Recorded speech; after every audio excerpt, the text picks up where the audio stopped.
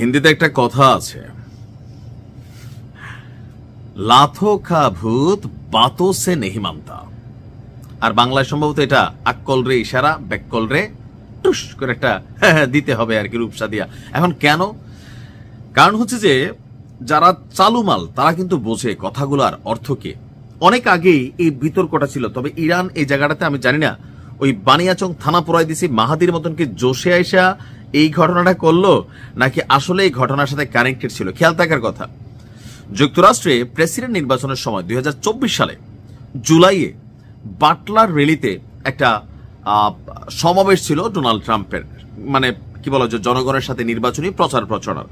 ওই সময় তার উপর একটা হামলা হয়েছিল, কান ছ্যাদ কইরা এরকম টাচ করে একটা বুলেট চলে গেছিল, মুহূর্তের মধ্যে পড়ে গেল। পরে যে কোনো কয়েকজনের গ্রেপ্তার করলো। তো এটা নিয়ে কয়েকদিন আলোচনা চলছিল আর বলা হচ্ছিল যে ইরান এই ঘটনায় জড়িত, স্পষ্ট কিন্তু ইরানের নাম বলা হয়েছে।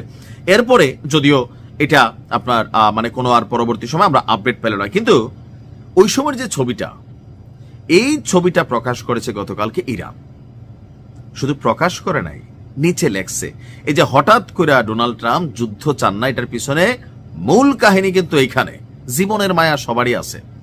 এই ছবিটা দিয়ে ইরান লিখছে, এখানে বলা হচ্ছে যে রাষ্ট্রীয় সম্প্রচার মাধ্যমে হঠাৎ করে একটা ছবি ভেসে উঠছে, আর এটার সাথে একটা বাক্য যে এবার আর টার্গেট মিস হবে না, দিস টাইম দা টুস ওন্ট মিস, অর্থাৎ এই সময় আমার ছোট্ট বিচিটা মানে এইটা মিস হবে না।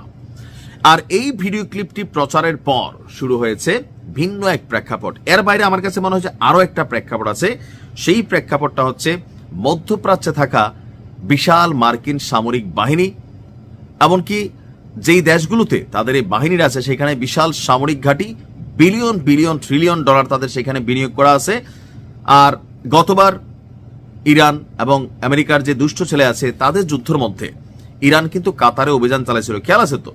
তো কাতারে মার্কিন সামরিক ঘাঁটিতে অভিযান চালাইছিল। আর গত পরশুদিন থেকে আপনারা দেখছেন যে কিভাবে এই ঘাঁটিগুলো থেকে তাদের দামি দামি যুদ্ধ বিমান, সেনা, বড় বড় অফিসার, তাদের পরিবারদেরকে যুক্তরাষ্ট্র সরিয়ে নিয়েছে। কারণ গতকালকে রাত্রে পর্যন্ত আমরা শিওর ছিলাম যে ইরান হয়তো হামলা চালাইতেও পারে, নাও চালাইতে পারে। এর মাঝখানে যখন এই সিদ্ধান্তটা আসছে, দ্যাট মিনস বিষয়টা ভিন্ন। অর্থাৎ মধ্যপ্রাচ্যের এই ঘাঁটিগুলোকে নিরাপদ মনে করছে না যুক্তরাষ্ট্র। অপরদিকে এই দেশগুলোর যারা মালিক, লাইক সৌদি আরব, তারা বলে দিচ্ছে ভাই আমার মাটি ব্যবহার করতে পারবে না। তো মনে করছে আকাশ, না না না ওইটাও না, আমার আকাশ দিয়ে উইরা গিয়ে কোনো ঘটনা ইরানের সাথে ঘটানোর সুযোগ নাই। ইরানের একটা পাওয়ার হচ্ছে সৌদির সাথে ইয়েমেন। ইয়েমেনে আমাদের যে বীরদের গোষ্ঠী আছে, যাদেরকে এত বছর ধরে মার্কিন যুক্তরাষ্ট্র তাদের ছেলে বিভিন্ন সময় অভিযান চালায়া দমাইতে পারে না, লোহিত সাগর টোটালি কন্ট্রোলে। তো সেই টিমটাকে ইরান আবার সৌদির বিরুদ্ধে ব্যবস্থা করতে পারে, ব্যবহার করতে পারে, এই কনসেন্ট্রেশন আপনার সৌদির আছে। এছাড়াও মুসলিম আরব রাষ্ট্র হিসাবে তাদের মধ্যে একটা বন্ডিং আছে, আরবদের একটা জোট আছে। তো সেই জায়গা থেকে সৌদির এই অবস্থানটাও কিন্তু স্পষ্ট হয়েছে। পাশাপাশি অন্যান্য দেশগুলা তলে তলে হয়তো অনেক কিছু করতেছে, প্রকাশ্যে কেউ কিন্তু ইরানের বিরোধিতা করতেছে না। আরব আমিরাতের সাথে কিন্তু ইরানের একটা ভেজাল আছে, একটা আইল্যান্ড নিয়ে। তো সেইখানে আমরা দেখছি যে তলে তলে আসলে কি হইতে পারে। তো সবকিছু মিলিয়ে আমার মনে হয় ওই যে ট্রাম্পের সেই ছবি আর 2024 সালের জুলাইয়ে বাটলার রেলিতে যেই ঘটনা ঘটছে, এটাকে যখন প্রচার করা হয়েছে যে আরো একটা পরিকল্পনা ইরান চাইলে করতে পারে, ঘটছে তো ঘটনা, যদিও ইরান এটার দায় স্বীকারোক্তি নেয় নাই তখন। বাট এখন এই যে দিল, এটা তো আবার বিপদ হয় কিনা আমি সেটা ভাবতেছি, যে মার্কিন যুক্তরাষ্ট্রের প্রেসিডেন্টকে আপনি হিট করে ফেলছেন, টাচ করে ফেলছেন, সো আপনারা তো ছাড়বে না মার্কিন যুক্তরাষ্ট্র।